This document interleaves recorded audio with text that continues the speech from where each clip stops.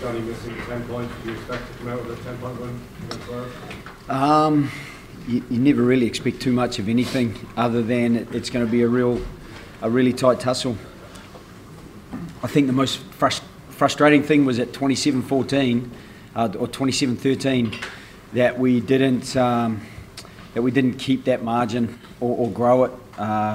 They worked their way back into the game with some defending that we know we can do better, and I'm sure that we will do better.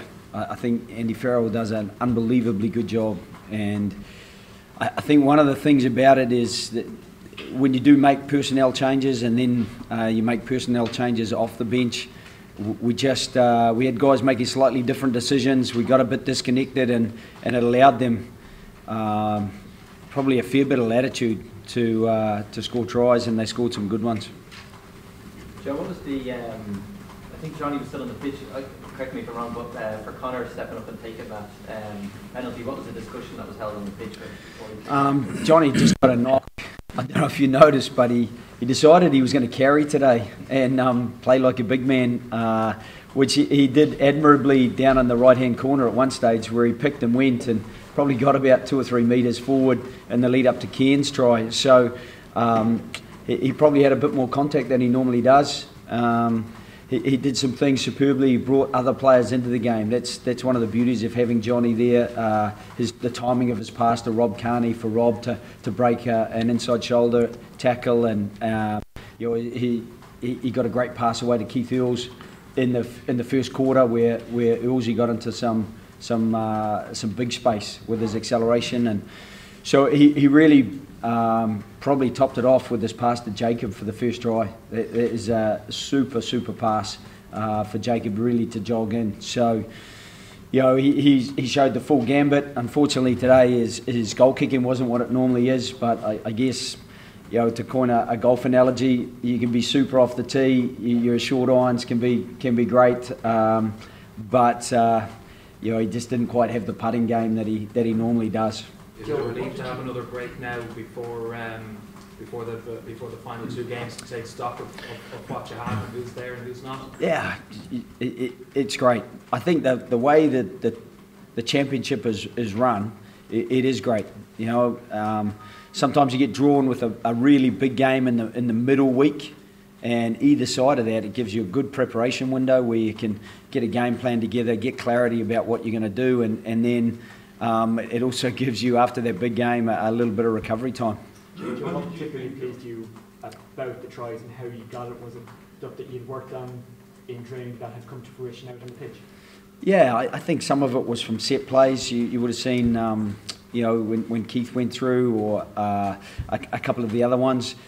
Some of it came from just rolling our sleeves up and having options on attack. A couple of times I felt that we maybe kept it too tight for too long, and we could have maybe gone to the edge, but they're kind of looking for that as well. They fill the field with their defence, and if you make more than 2 passes, that's exactly what they're trying to talk you into, because that's when they're more likely to get you.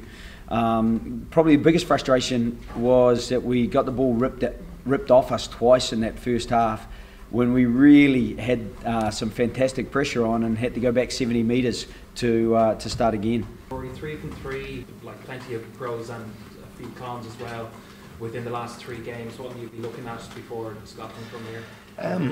Yeah, I think we'll look at a game that we probably at times had some of the best attack that we've had, certainly this season, and at times we got a little bit narrow in defence, and we sort of let them, and we probably got narrow because a few times we smashed in defence, and just a couple of times we leaked a few yards, and then it's hard to get your width. So, look, within the game there's a lot to be really happy with. But as always, and we talked right after the French game that we'd have to get better week on week and game on game in this championship, and I think by and large we've done that with these 3 games, and now we'll look next week, and I think it's important that we use next week obviously to freshen up a bit, but to try to get ahead so that you don't have to cram everything into a test week, because I think the more you can get stuff done and use this week with no game, get ahead of it, then the more you can sort of be ahead of the game coming into the Scotland match. Rory, in relation to your ultimate goal, which is obviously winning the around Sam. What was said after the game in the dressing room? Look, I think it's, while we maybe didn't necessarily set out to get maximum points, we always know that when the opportunities arise and if we get ourselves in a position to take those, that we do. So I think to come out of that game with maximum points, and look, Wales were coming here having won one, lost one, so they knew that their championship was probably in the balance.